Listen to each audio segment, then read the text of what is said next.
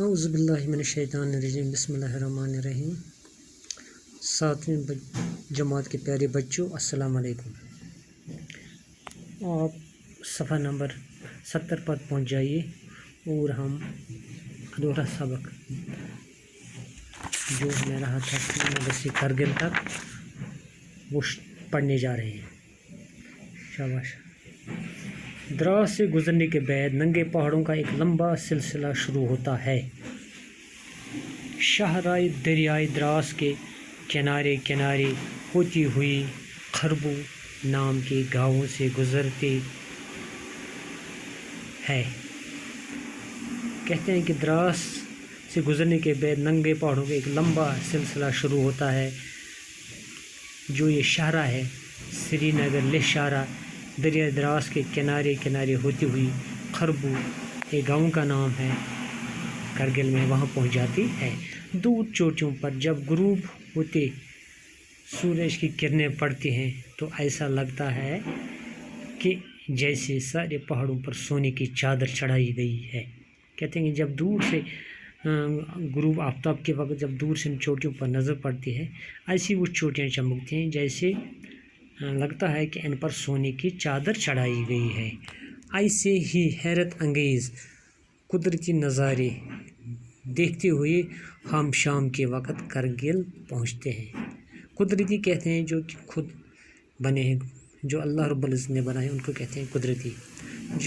जो हम बनाते हैं उनको कहते हैं मसनवी। लेह के बाद करगिल लद्दाख का सबसे ज़्यादा आबाद और बारूनक कस्बा है। कहते हैं कि लेह के बाद करगिल ही इस इलाके का एक बारूनक और सबसे ज़्यादा आबाद कस्बा है।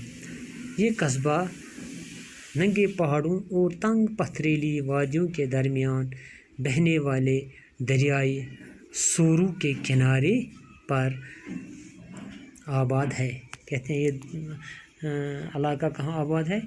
करगिल। ये कस्बा कहते हैं कि ये नंगे पहाड़ों और तंग पथरीली वादियों के दरमियान बहने वाले दरियाई सूरू के किनारे आबाद है। इसीलिए इससे सूरू वैली भी कहा जाता है। किसे? करगिल से। करगिल की ऊंचाई सतह समंदर से तकरीबन 2750 मीटर है। यहाँ की नाकाबिल काश्त ज़मीन को काबिल काश्त बनाया गया है। कहते हैं कि जो यहाँ की ज़मीन थी उसमें कुछ भी काश्त नहीं कर सकते थे, लेकिन अब इसको काबिल काश्त बनाया गया है। करगिल की आबादी कई हज़ार के करीब है। श्रीनगर लेह शाहरा करगिल कस्बा के बीचों बीच गुजरती है। जो श्रीनगर लेह शाहरा ये कहाँ से गुजरती है? करगिल के बीचों बीच से। श्रीनगर से लेह जाने वाली और लेह से श्रीनगर आने वाली अक्सर गाड़ियाँ रात को करगिल में ही ठहरती हैं, जिससे इस जगह की रौनक में इजाफ़ा हो जाता है। किस जगह की रौनक में? करगिल के कस्बे में। सयाहों और दीगर मुसाफिरों की आमद की वजह से यहाँ कई होटल और बाज़ार वजूद में आ गए हैं। क्योंकि ये सयाहती इलाका है लद्दाख, इस वजह से उनकी आमद से, सयाहों की आमद से, दूर से जो मुसाफिर आते हैं, मुसाफिर कहते हैं सफ़र करने वालों को, जो आते हैं फिर यहाँ रात को रुकते हैं, इनकी वजह से यहाँ कई होटल बनाए गए हैं और बाज़ार भी वजूद में आ गए हैं, जिसका अच्छा असर यहाँ के मैशत पर भी पड़ा है। कहते हैं कि जिसका असर यहाँ के रोज़गार पर भी पड़ा है। यहाँ का रोज़गार इससे अच्छा हुआ है, रोज़गार लोगों को मिलता है। करगिल में हर तरफ बेद के दरख्त नज़र आते हैं। इनसे यहाँ के लोगों की ईंधन और चारे वगैरह की ज़रूरत पूरी हो जाती है। कहते हैं यहाँ हर तरफ क्या नज़र आते हैं? बेद के दरख्त। इनसे इनको एक तो ईंधन मिलता है, दूसरा इनको अपने मवेशियों के लिए चारा भी मिलता है। इस जगह छोटे सेब, खुबानी और दूसरे फलों के साथ साथ ज्वार और गेहूं की पैदावार भी होती है। किस जगह? इस करगिल में, इस लद्दाख में। कहते हैं क्या क्या मिलता है यहाँ करगिल में? सेब मिलते हैं, खुबानी और दूसरे फल। यहाँ के फल छोटे छोटे मगर बहुत रसदार और मीठे होते हैं। कहते हैं कि यहाँ के जो फल हैं वो छोटे तो होते हैं लेकिन रसदार होते हैं। اس چھوٹے سے قطعے زمین سے زیادہ پیداوار حاصل کرنے کی غرض سے یہاں عموماً سال میں 2 فصلیں اگائی جاتی ہیں۔ کہتے ہیں کہ یہ چھوٹا ہی رقبہ ہے زمین کا، اس وجہ سے یہاں سال میں 2 فصلیں اگائی جاتی ہیں۔ گو یہ علاقہ ملک سے الگ تھلگ ہونے اور جغرافیائی وجوہات کی بنا پر تعلیمی اور معاشی لحاظ سے پسماندہ ہے، مگر اب جدید تعلیم کی طرف خاص توجہ دی جانے لگی ہے۔ اب تک کہتے ہیں کہ اگر یہ علاقہ ملک سے الگ تھلگ تھا اور جغرافیائی وجوہات کی بنا پر بھی اس کا اثر تعلیمی اور معاشی لحاظ سے پسماندہ تھا مگر اب جدید تعلیم کی طرف خاص توجہ دی جانے لگی ہے۔ اب زیادہ سے زیادہ بچے اسکول جاتے ہیں۔ اب یہاں بہت سے تعلیمی ادارے موجود ہیں جن میں پرائمری و middle school, higher secondary school اور ڈگری کالج شامل ہیں۔ کئی اسکول خالص لڑکیوں کے لیے ہیں۔ اگرچہ لداخ کی شرح خواندگی بہت کم ہے، مگر تعلیم کی طرف رغبت کی وجہ سے اس شرح میں اضافہ ہو رہا ہے۔ آج ملک کے دوسرے حصوں کی طرح لداخ میں بھی مردوں کے ساتھ ساتھ عورتوں کی کثیر تعداد مختلف سرکاری دفاتر، ہسپتالوں اور تعلیمی اداروں میں کام کر رہی ہیں۔ سرکاری تعلیمی اداروں کے علاوہ کہتے ہیں کہ یہاں کی لڑکیاں جو ہیں، اب یہ عورتیں جو ہیں یہ مختلف دفاتر میں کام کرتے ہیں۔ سرکاری دفاتر جیسے ہسپتال ہے، تعلیمی ادارے ہیں، ان میں کام کرتی ہیں۔ سرکاری تعلیمی اداروں کے علاوہ کرگل میں بہت سے نجی اسکول بھی کام کر رہے ہیں۔ نجی کہتے ہیں جو پرائیویٹ اسکول ہیں، وہ بھی کام کر رہے ہیں۔ ضلع کے سرکاری دفاتر کی نئی عمارتیں کرگل سے تقریباً 4 کلومیٹر دور بڑو میں تعمیر کی گئی ہیں۔ کہتے ہیں کہ جو ضلع کی نئی عمارتیں، ضلع دفاتر کے لیے جو عمارتیں ہیں وہ کہاں بنائی گئی ہیں؟ وہ کرگل سے 4 کلومیٹر دور بڑو میں بنائی گئی ہیں۔ بڑو میں ایک خانقاہ ہے جو پورے لداخ میں مشہور ہے۔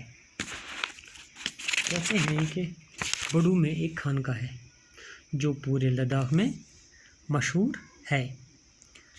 اس خانقاہ کی زیارت کے لیے ہر مذہب سے، ہر فرقے سے تعلق رکھنے والے لوگ دور دور سے آتے ہیں۔ کہتے ہیں کہ اس خانقاہ کی زیارت کے لیے دور دور سے ہر ایک مذہب کے لوگ آتے ہیں اور عقیدت کی پھول چڑھاتے ہیں اور اس سے عقیدہ رکھتے ہیں۔ عقیدت کس سے رکھتے ہیں؟ اس خانقاہ سے۔ کرگل کا قصبہ نباتات کی وجہ سے صحرا میں نخلستان کی طرح دکھائی دیتا ہے۔ نخلستان کہتے ہیں صحرا میں وہ جگہ جہاں درخت اگائے گئے ہوں، جہاں درخت اگے ہوں، صحرا میں نخلستان کی طرح دکھائی دیتا ہے۔ کرگل کے بیچوں بیچ بہنے والا صاف و شفاف پانی کا دریائے سورو اس مقام کی قدرتی خوبصورتی میں اضافہ کرتا ہے۔ کون کرتا ہے؟ دریائے سورو، جس کا پانی صاف اور شفاف ہے۔ یہ دریا آس پاس بورے ننگے پہاڑوں کے درمیان قدرت کا ایک شاہکار نظر آتا ہے۔ اس قصبہ کے آس پاس بہت سے چھوٹے چھوٹے گاؤں آباد ہیں۔ ان دیہات میں رہنے والے لوگوں کو عام ضروریات کی چیزیں حاصل کرنے کے لیے کرگل ہی آنا پڑتا ہے۔